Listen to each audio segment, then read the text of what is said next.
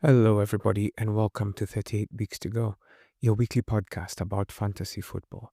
I am your host, Nash, and let's get into it. Game week 30 is done. How did that go for you? With a collective average of 43, did you do better than that? This week, I was better. I got 50. Nothing to write home about. It could have been better, but I didn't feel like there was much for me going on. Maybe I captained the wrong person. I could have captained Bruno, but I had no faith in Man U versus Aston Villa. Well, I did, but not enough for captaincy. So I went with West Ham versus Man City because I thought it would be the easy game, but it really wasn't. It was a bit of a tough one this week. There were 3 goalless draws, which means 6 teams did not score. And then on top of that, another 2 teams kept clean sheets. So right off the bat, it tells you that this was a week for defense.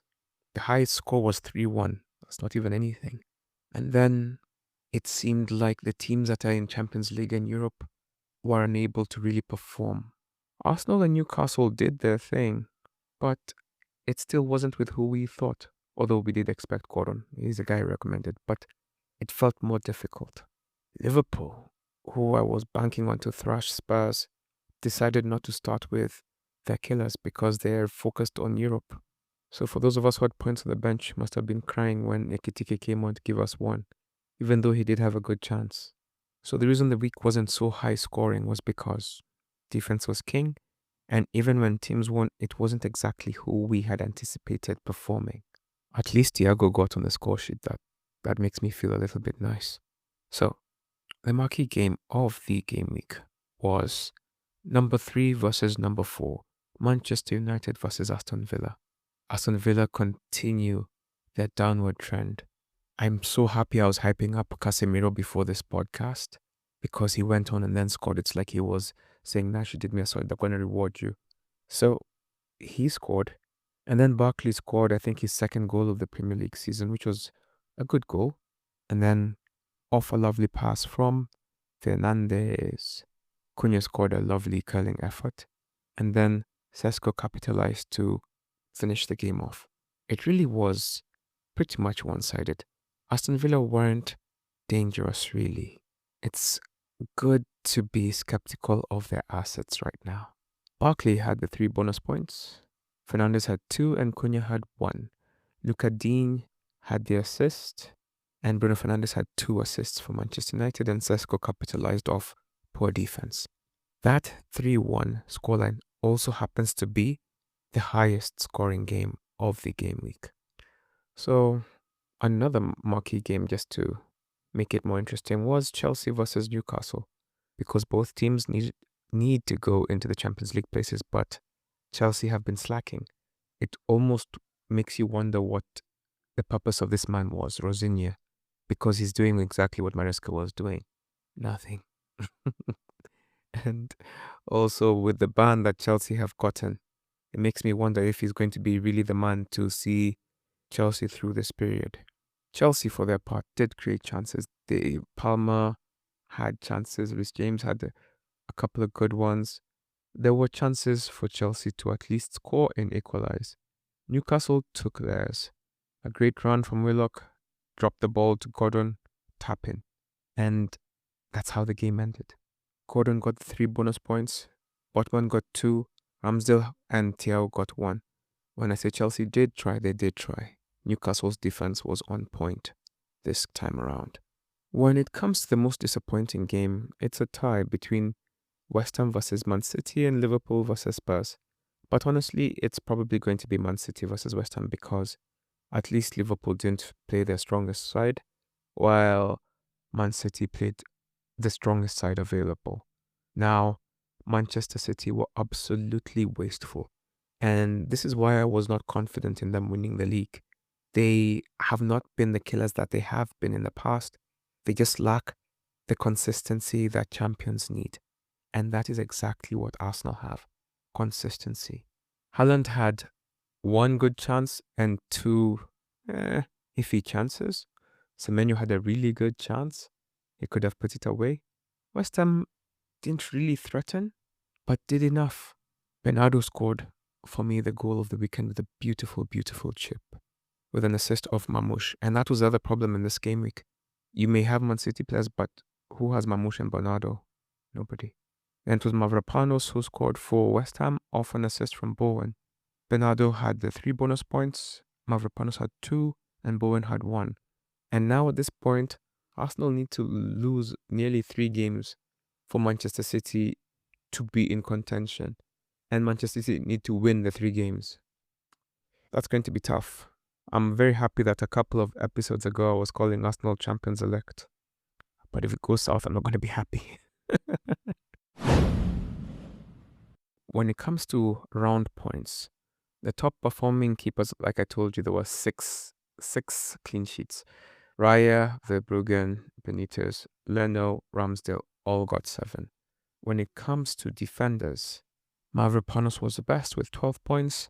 Saliba, Truffert, Dunk and Canvo got 11. Senesi, Richards, Botman, Aina got 10. When it comes to midfield, Barkley was top with 12, Szoboszlai 11, Gordon 11, Bruno, Fernandes 9, and then Minte and Bernardo tied for 9. When it comes to forwards, Richarlison had 9, and Richarlison had chances in that game. He could have had a hat-trick. Gyökeres had 7, Thiago and Bowen had 6, Sesko, Tolu and Armstrong had 5. So the highest points this week was 12, with Barkley and Mavropanos tying it at the top. And then, of course, after all of us brought in Joao, Pedro and Palma, they did nothing, which is kind of funny. So I'm expecting to see that he's the one removed the most. Joao Pedro, that is. When it comes to stats generated from the weekend, Bruno Fernandes has 16 assists in the Premier League this season, and those assists have directly led to 18 points. It is the most by a player for a team in a single campaign in the history of the competition.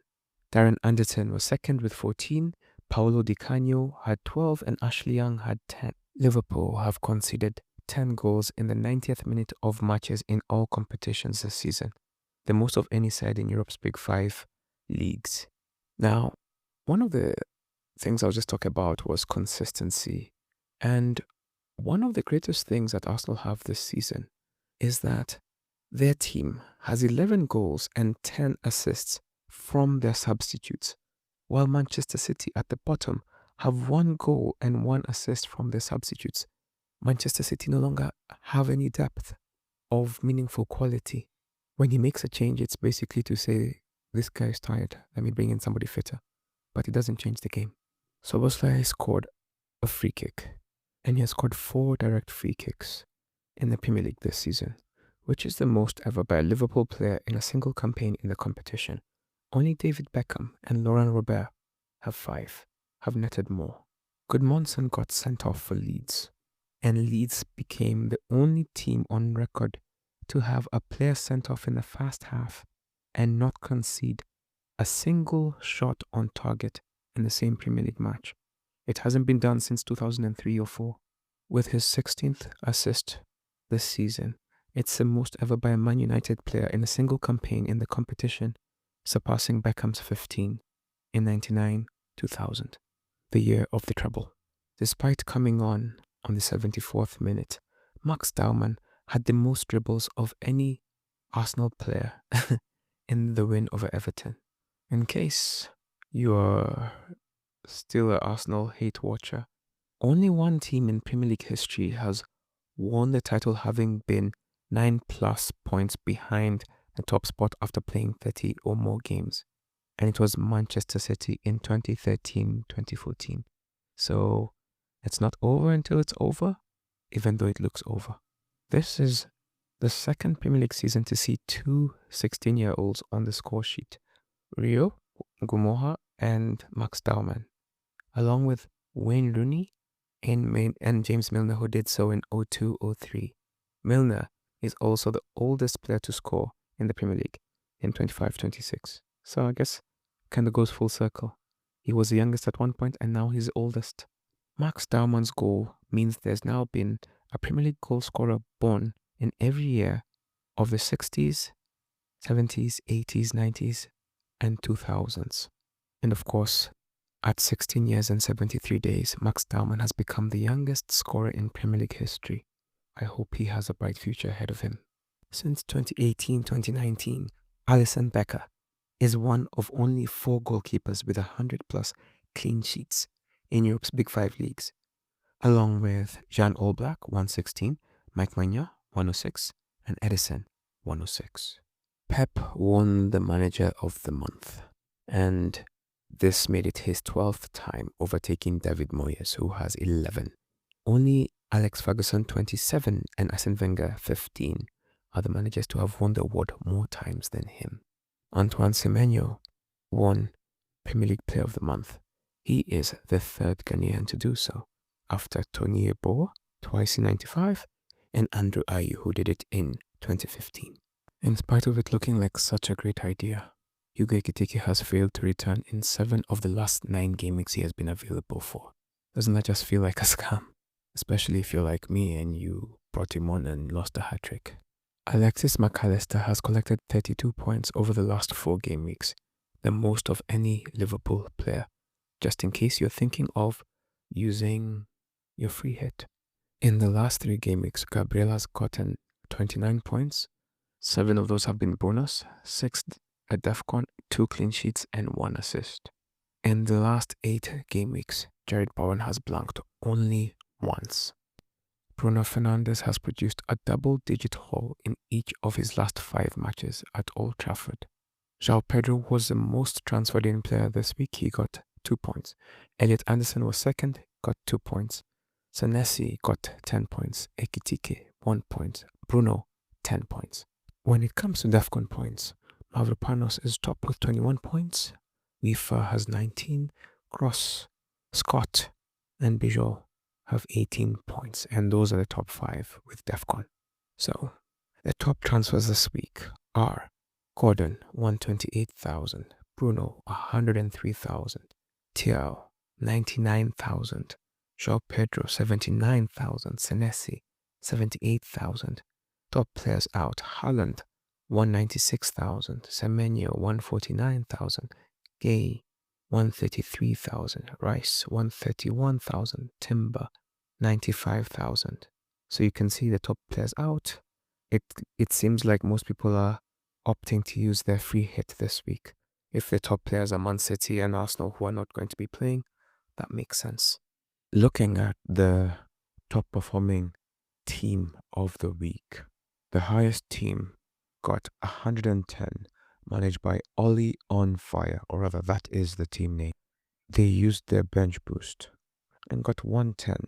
In goal, they had Raya 7, Joao in defense 9, Senesi 10, Gabriel 9, Saliba 11, Captain Gordon 11, Bumo 2, Bruno Fernandes 10, Szoboszlai 11, Thiago 6, Joao Pedro 2. On the bench, Cunha 8, Malagusto 1, Osula 0, and Martinez 2. And that's how they got 110 points. In our group this week, the highest is Teddy Marlow, manager of Nerd Brigade. They got 88, which is lower than last week's total. They too used their bench boost. In goal, they had Raya, who had 7, Virgil van Dijk, who had 2, Truffert, who had 11, Gabriel, who had 9, Fernandes, who had 20, Fernandes was his captain, got 20, Szoboszlai got 11, Semenyo 2, Ghana 4, Thiago 6, Ekitike 1, Joao Pedro 2, Dubravka 6. Oh wow, it's a long time since I've said Dubravka 6. Anyway, O'Reilly 2, Wilson 3, Chaloba 2, and that's how they got 88 points. Congratulations. That's a great haul. Second in our group this week was Wekamawe, managed by Solo Kamau, who got 79 points. Aboki Jr. was 3rd with 78 points. Amos Langat, Davis Otara, Abdul Malik Alawadhi, all tied for number 4 and 5 to get 72 points. On the other end of the table, we have 16 points by Ajab FC, managed by Omar Jilo. This, in my view, looks like a team that has been forgotten. In goal, they have Henderson, who got 0, Munoz, who got 0, Bogo, who had 1, Bradley, who had 0, Saka captain 6, Ndiaye 2, Elanga 1, Salah 1. Oh wow, Salah 1. Oh yes, he came on with Ekitike. Semenyo 2, Voltemada 2, Mateta 1. So you can see, having had Mateta this whole time, having Conor Bradley in your team, this is a forgotten team. Second from bottom is 23 points gotten by Moses Mushiri. Naim Ali was third, who got 24 points. Eddie Lang and Akidek Sadiq Suleiman got 25 points each. Most points on the bench this week belongs to Two Thumbs Up, managed by Kojo Danso. They have 24 points on the bench. Dubravka 6, Murillo 6, Van Hecke 9, and Wilson 3. In second place, we have Mistaken, who have 23 points on the bench. Michael Miner, 23 points on the bench. Jeremy Yego, 23 points on the bench. And then in fifth place, we have Madagani Kihoro and Mark Mutegi, who are tied with 22 points on the bench. When it comes to the team with the most goal scorers this week, it belongs to Lawrence Agyapong, Thagana Gatheru, and Papichulo. It was a three-way tie. The team with the best midfield belongs to Teddy Mwalo, who had 40 points from his midfield. Teddy Mwalo also had the best defense, 39 points from the defense. That's interesting. We've not had somebody who's had both the best midfield and the best defense. Well done, Teddy Mwalo. This week, Aboki Jr. was our top transfer maker. 7 transfers made. Abel Kibunja, Edwin Kandie made 6. Skyscraper, Control Alt Delete made 5. Best transfer outcome, Aboki Jr. made 7 transfers, as you heard, but gained 30 points. So he was 30 points better off than he would have been. Number 2 is Kojo Danso, who was 19 points better off. Abdul Malik was 19 points better off as well.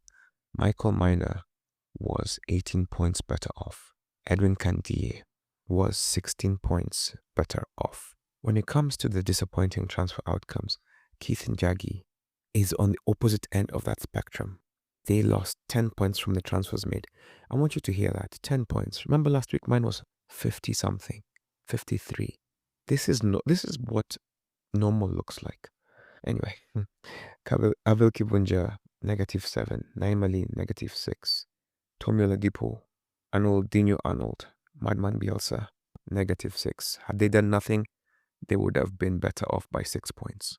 I would have been better off by 53 points, which is more than I got this week. But who's holding it onto the past? Not this guy. Not this guy. Anyway, highest team value. Colin Scoggy has seen his team value rise to a mighty 106.6. Well done. Lowest team value belongs to Eddie Lang, whose team is valued at 96.7. Highest change in team value belongs to Texas Tens, who have added 0.8 to their team. Well done. Worst change in team value, Wakudumu, whose team has lost 1.2 million in value. That's definitely a wild card. Just confirmed, and yes it is. When it comes to choosing differentials, King Kev benefited the most by choosing Dunk, 1%. He chose Dunk, got 11 points. Second place was Trufer, who was chosen by 11% of us. By 5% of us. And he got 11 points as well. The third was Gordon, who was chosen by 6% of us and got 11 points. Fourth is Saliba, who was chosen by a meager 8% of us and had 11 points as well. And fifth is Szoboszlai, who was chosen by 11% of us and got 11 points, so 11 for 11. Abdul Malik Alawadhi has increased his global rank by 690,000 positions. When I see this, it's also symbolic to me that you can't move so much as we're getting closer to the end. Most decrease, however, you can really drop as well. Anyway, most decrease belongs to Sadiq Suleiman, who dropped 547,000 positions. My goodness, streak of green arrows belongs to Longlilo Otiomundi. 12 weeks in a row of green arrows. That is super impressive. When it comes to the streak of red arrows, Kojo Danso and Eddie Lang, 7 weeks in a row of doing nothing. When it comes to our league, Solo Kamau and Abdul Malik have jumped 20 positions respectively on the table. On the other end, Joel and Debe has dropped 19 positions in the league table this week. When it comes to captain choices, we all, well, not we, but majority of us decided to tie our flags to Haaland, and he was captained by 61 of us. Bruno was captained by 31 of us. Ekitike was captained by 21 of us. Semenyo was captained by 18 of us. I was one of those. Thiago was captained by 16 of us. Joao Pedro was captained by 12 of us. Gyökeres was captained by 5 of us. Salah was captained by 4 of us. Palmer and Bruno were captained by 4 of us. Rice and Saka were captained by 3 of us. Wood was captained by 2 of us. Voltemada, Bowen, Hudson-Odoi, Grealish, Foden, Gakpo, Wirtz, Raul, Evanilson, Watkins, Rodgers, Gabriel were captained by 1 manager each. When it comes to our league table, there's been a bit of movement. Number 1 and number 2 are still the same. Arnold Midunga is still number 1. He has 1853 points. Alan Muchangi is number 2. He has 1830 points. Leon Motia is making a late push, and he is number 3 with 1817 points. Number 4 is Papi Chulo, who dropped, and they have 1804 points. Franklin Asiema stays in number 5 with 1792 points. Los Poro Hermanos Amos Langat stays at number 6 with 1780 points. John Mwangemi stays at number 7 with 1772 points. Teddy Mwalo, who got 88 points, jumps up the table to number 8, and they have 1756 points. Charles Cardavillis back in the top 10 with 1749 points at number 9, and Ashwin Lee makes it back to number 10 with 1747 points. So number 1 has 1853, number 8 has 1756, that's where 100 points is. And so number 1 to 8, the winner is coming from you guys, barring excellence from the rest. At the other end of the table, Bruce Lee Abungana, 362 points.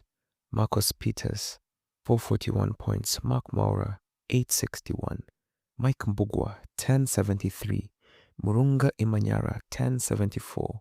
And that is the bottom 5 of our table. As you can tell, some of these people joined the league late and they never really had any chance of catching up.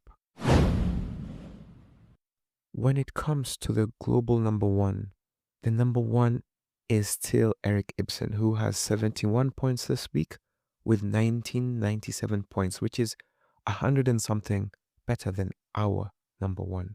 They have Raya in goal, Gabriel 9, Raya has 7, Van Dijk 2, Hill 8, Bruno captain 20, Semenyo 2, Rice 3, Szoboszlai 11, Joao Pedro 2, Thiago 6, Ekitike 1.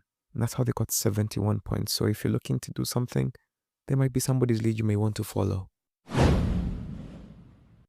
As we approach this week, the most important thing to note is that this is a blank week. There is a possibility, well, not a possibility, there will be another blank week, and it should be around game week 34. Because as you know, cup competitions create the blank weeks, and FA Cup quarterfinals will decide who remains. So that game week is yet to be determined in terms of who the blank week will be. And the reason I say this is because depending on your team's makeup, you may want to use your free hit should you have it this game week or save it for the next blank.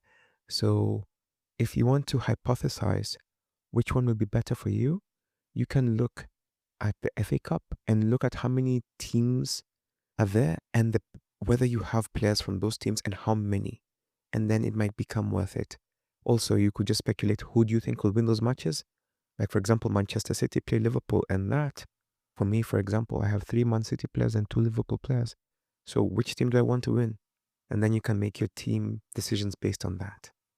Apart from that, the second most important thing to note is that this game week will begin on Friday. Game week 31 kicks off on Friday. And It will involve Bournemouth and Manchester United. Now, the other thing to note is that European fixtures will have an impact, just as they did last week. Maybe not as intense, but in terms of injuries. This past game week was affected by people being rested or rotations in anticipation of Champions League. But having watched Champions League last night, I can tell you that the English teams that were in a hole lost, aka City and Chelsea. Arsenal went through. So in terms of the teams now, at least you know some teams have a lighter schedule going forward. Arsenal remain strong on all fronts. So Man United take on Bournemouth. In their recent form, Bournemouth have drawn 4 out of the last 5 games and won 1. Man United have won 3, lost 1, and drawn 1. So it seems like Man United are on a winning type of form, while Bournemouth are tough to beat. So it sounds like it's either Man United to win or a draw. Their most recent encounter ended 4-4. That's a crazy scoreline. Ahmad, Casemiro, Fernandes, and Cunha scored, while Semenyo, Evanilson, Tavernier, and Krupi scored for Bournemouth. That is a wild scoreline. Outside that, Manchester United won the previous game before that, 4-1. Then they drew 1-1, 2-2, and Bournemouth won 3-0. So, in case it hasn't hit you, 3 draws and a win for each side. So, that should show you that this tie is balanced. Given recent form, I would say Manchester United are slightly favored, and I think it'll be a draw. I think so. Maybe 1-1, 2-2, 3-3. If not, a Manchester United win. If you're choosing Manchester United players at this point, I would say Cunha, Casemiro, Bruno Fernandes, and Sesko. Whichever order, starting with Bruno and then choose your others. So, like for example, I'm going to have 3 Manchester United players this game because of the free hit. I already have Bruno, so now it's a matter of is it going to be Cunha or Casemiro? You know? On the Bournemouth end, do you want to gamble on the clean sheet? Because if you do, you have Senesi and Hill. If you don't, I don't think you should get them because they are not moving forward well. But anyway, should you want to do that, you can choose Evanilson, Ryan, and your choice of defender. Liverpool will take on Galatasaray tonight. So depending on how that game goes, they rested a bunch of players, so I hope they get the result they desire. I know they will be, barring injury, putting up a stronger team, a more predictable team this weekend. Brighton have won 3 of their last 5 games and lost 2. Liverpool have won 2, lost 2, drawn 1. So it seems, from my naked eye, really, I would say Brighton have the better form. But if you look at the head-to-head, Liverpool have won 4 out of their last 5 encounters. And I definitely think that this will continue. Now, in the last game, Ekitike scored 2 goals. Jones scored 1, Szoboszlai, and Salah scored. So when Liverpool win, it tends to be, at least in the last 2 games, they have won with a clean sheet. And I'm hoping for that because I have Van Dijk. If you're going to choose Liverpool players, I would recommend Van Dijk, Szoboszlai, and Ekitike. On the Brighton side, I would say Minte, Hinshelwood, and Gomez. Fulham take on Burnley, and both teams are not in great form. In fact, their most recent 3 games mirror each other perfectly. 1 draw and 2 losses each. But outside that, Fulham have won 2. So Fulham have won 2, lost 2, drawn 1. Burnley have lost 3 and drawn 2. The last time they met, Emil Smith-Rowe, Bassey, and Wilson scored, and they won 3-2. Ugochukwu and Sonny scored. Since Burnley were promoted, their head-to-head is a bit iffy, so I can't use that. However, I will recommend Wilson, Jimenez, and Iwobi. That is from Fulham. From Burnley, Fleming, Mejbri, and Anthony. Everton take on Chelsea. Chelsea were just hammered last night by PSG. It wasn't even competitive. Anyway, their last 5 matches have seen Chelsea lose 3 in a row and win 2.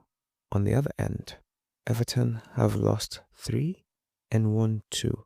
So both teams' form leaves a lot to be desired. The head-to-head suggests Chelsea are favored in this encounter. Chelsea have won 1, 2, 3 out of their 5 last encounters, and Everton have lost 1 and drawn 1. When Chelsea win, it tends to be nil. Listen to this. Chelsea win 2-0, 1-0, 6-0, and then when they lose, they also lost 2-0, and when they draw, it's 0-0.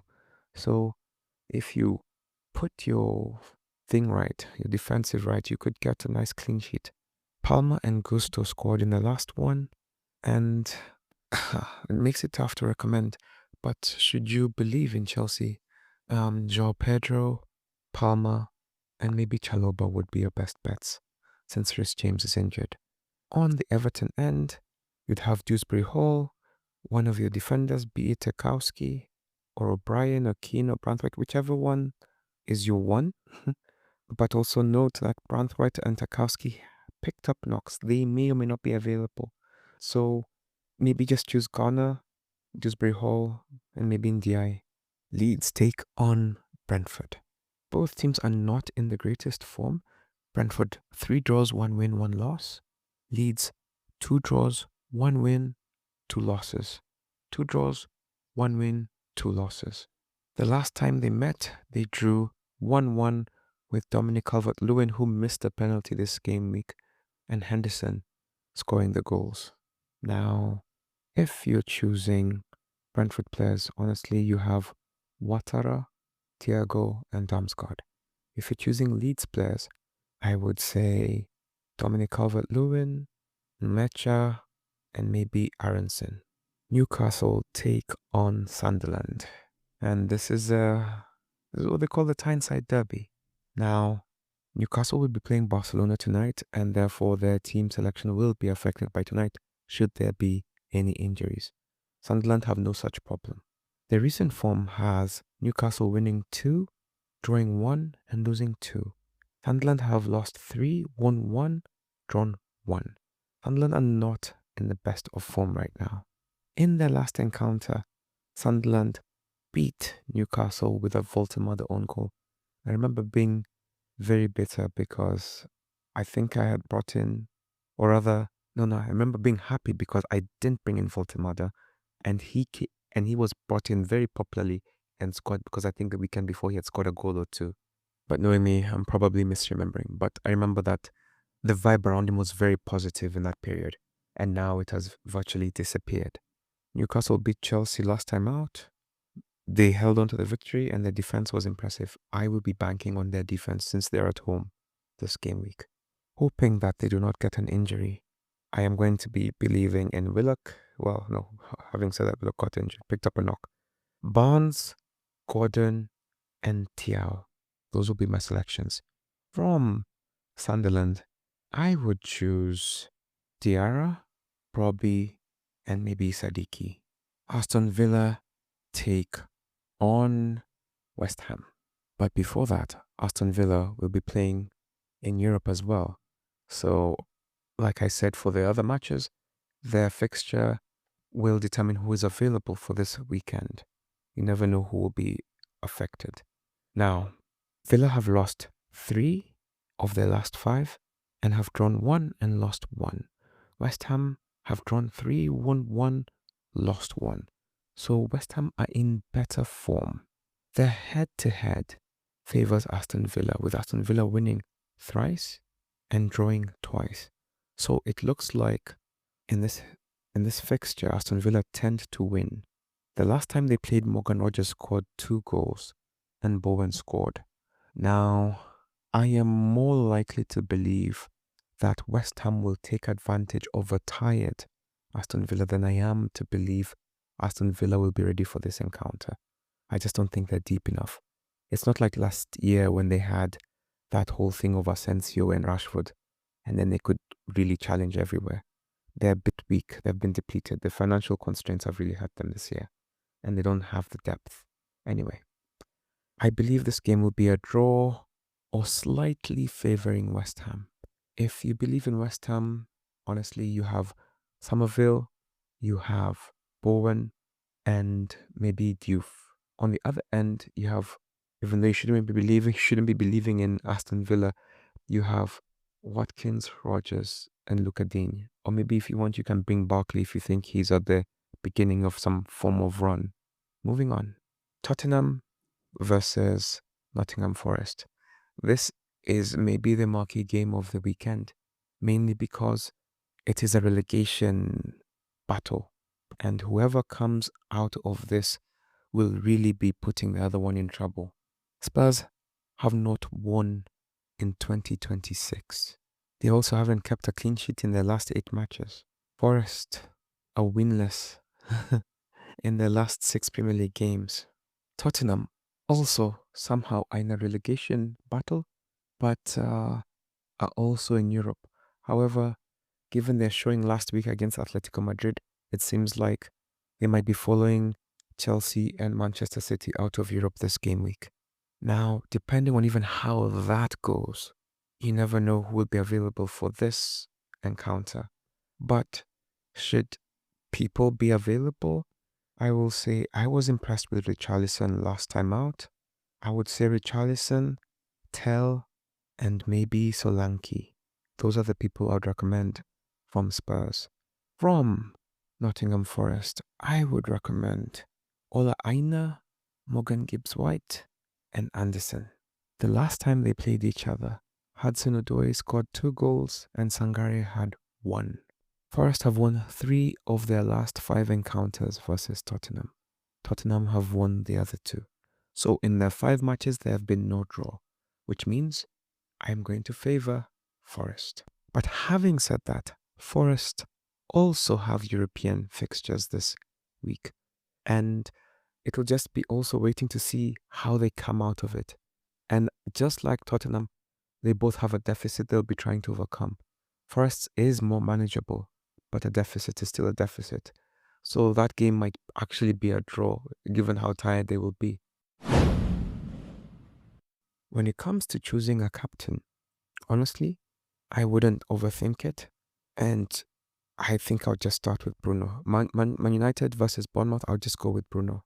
Liverpool versus Brighton, I would go for Ekitike if he's available, or Szoboszlai. Fulham versus Burnley, there's potential for Harry Wilson surprise here. Everton versus Chelsea, maybe Joao Pedro. Leeds versus Brentford, Dominic Calvert-Lewin, or Thiago, or Ouattara, or Damsgaard. Newcastle versus Sunderland, I'll go for Gordon. Aston Villa versus West Ham, Bowen or Rodgers. Spurs versus Forest, I would go Richarlison or Hudson-Odoi or Morgan Gibbs-White. And those are the, I don't say obvious, but the easy captain choices I see. Also, for many of you, this will be the first time where you can not captain Haaland and feel guilt-free. So take advantage of this to use it well. When it comes to the FPL FDR, Arsenal are not playing this game week as they have the cup game. So next week they will have Bournemouth, Man City, Newcastle and Fulham. And of course we know that Manchester City game will seal the title. Well, if they win it. Aston Villa have West Ham, Nottingham Forest, Sunderland, Fulham and Tottenham. Honestly, if Aston Villa were in good form, these would be beautiful fixtures for a guy like Morgan Rodgers and Watkins. For Arsenal, I think it doesn't matter at this point. The fixture inelastic. So if you're going to have 2 defenders, have them. If you're going to have 3, have them. You're fine. Bournemouth have Man United, Arsenal, Newcastle, Leeds, Crystal Palace. Ooh, those are tough fixtures. Okay, I think it's time to get off their defense. That's a shame. They've been doing really well. Wow. Yeah, they have got a tough run coming up. Brentford have Leeds, Everton, Fulham, Man United, and West Ham. Brentford, they're so inconsistent. It is annoying. And even though this fixture is short of the Manchester one look winnable, I could see them getting 5 draws. Or maybe a shock loss over here to Leeds or to Everton. I don't know. I'm not going to get out of Thiago, but I'm also not going to put more. Brighton have Liverpool, Burnley, Tottenham, Chelsea, and Newcastle. honestly, Liverpool and Chelsea and Newcastle will be tough fixtures, but they also have the capacity to win all of these games. They're not quite the Brighton we have known. They're kind of fading. In fact, I'm hoping that I'm wrong, but I feel like they will be struggling next season if they continue like this in a Nottingham Forest type of way, not just struggling, like really struggling. So I would say have a Brighton player in this run. I think it might be worth it to have like maybe, I don't know, just the person who shines to you. It's their games here, they will surprise us. Anyway, moving on. Burnley have Fulham, Brighton, Forest, Man City, and Leeds. Burnley are pretty much gone. They are not exactly pushovers like maybe Spurs are, but they're gone. I wouldn't get into them. Chelsea have Everton, Man City, Man United, Brighton, and Forest. Chelsea, apart from the shock win at Villa, I guess, which wasn't a shock, they lost to Newcastle, which is consistent with what I thought. I believe they will struggle against Man City and Man United, but I think they have enough to beat Everton. I think they can beat Brighton and Forest as well. So if you don't have Chelsea players, I would say get into them after the Brighton game. Crystal Palace have a blank, and then they have Newcastle, West Ham, Liverpool, and Bournemouth. Honestly, outside Liverpool, I think they can compete effectively against the rest of their competitors. So maybe after the Newcastle game, bring in a Palace player. Everton have Chelsea, Brentford, Liverpool, West Ham, and Manchester City. I would just say that these are, short of the West Ham game, these are all difficult games for them, and games in which they are either underdogs or slight underdogs. So I wouldn't get into them, which is why I brought out Tarkowski from my team. Now, Fulham have Burnley, then they have Liverpool, Brentford, Aston Villa, and Arsenal. They have Burnley, which should be an easy game, and then a stretch of difficult games. So I would encourage you to ease yourself out of Fulham, but reap the rewards in the free hit this week. Leeds have Brentford, Man United, Wolves, Bournemouth, and Burnley. Now, Leeds are fighting, and they're fighting hard, and I think they will be tough to beat. And honestly, if you tell me they're going to lose only to Manchester United in that run, I wouldn't be shocked. So they're a feisty team. They have a lot of resilience. So don't bet against them. And if you can figure out who you want, power to you. I haven't figured it out. Liverpool have Brighton, Fulham, Everton, Palace, and Man United. Depending on how it goes tonight against Galatasaray, they may or may not be able to focus more on the Premier League. And given by what happened this game week, they are focused on Europe. So I believe they're going to do their best to win. And these fixtures, depending on if they progress, will be sacrificial because they don't care. They'll be focusing everything on Europe. But outside that, these are winnable fixtures. Manchester City have a blank, and then they have Chelsea, Arsenal, Burnley, and Everton. I think the Chelsea and Arsenal games will be difficult. And I honestly think that title run is done. They were starting well yesterday against Real Madrid until they got the red card, and then the game ended there. It was impressive that they lost 2-1 considering how early the red card came. And I hope that kind of fighting spirit is what they can carry to make this end of the season interesting, now that they're out of Europe. Manchester United have Bournemouth, Leeds, Chelsea, Brentford, Liverpool. Honestly, just get into Manchester United. If you have Bruno, maybe get another one. Get maybe Casemiro, or maybe get Cunha. Just do whatever. Get the players your pockets will allow. Get Sesko. He will come off the bench, but he seems to score. Newcastle have Sunderland, Crystal Palace, Bournemouth, Arsenal, and Brighton. Honestly, this is the right time to get into Newcastle, and that's what I'll be doing. I'll be getting, well, if they are fit, Tiao and Gordon into my team. Nottingham Forest have Tottenham, Aston Villa, Burnley, Sunderland, and Chelsea. Honestly, these are all winnable games. All winnable games. It's just a matter of can they win them, but they are winnable. Honestly, this is a good run that could help secure their safety. Spurs have Forest, Sunderland, Brighton, Wolves, and Villa. They're in the same boat. So winning this next game will be what determines it, I think, in terms of who's in more danger. Spurs haven't won this year, so they are clearly in more danger. But given their squad, they should be able to survive. But let's see what happens. Sunderland have Newcastle, Spurs, Villa, Forest, and Wolves. So it starts hard and then gradually becomes easier. So if you have your Sunderland favourites, get into them after this Newcastle game. West Ham have Villa, Wolves, Crystal Palace, Everton, and Brentford. Honestly, at least 3 of these games are winnable.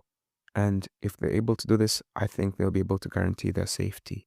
The relegation battle is quite interesting this season. Wolves have a blank week. Then they have West Ham, Leeds, Tottenham, and Sunderland. And honestly, when they are back, they will be able to challenge in those games. Those are all winnable games for them.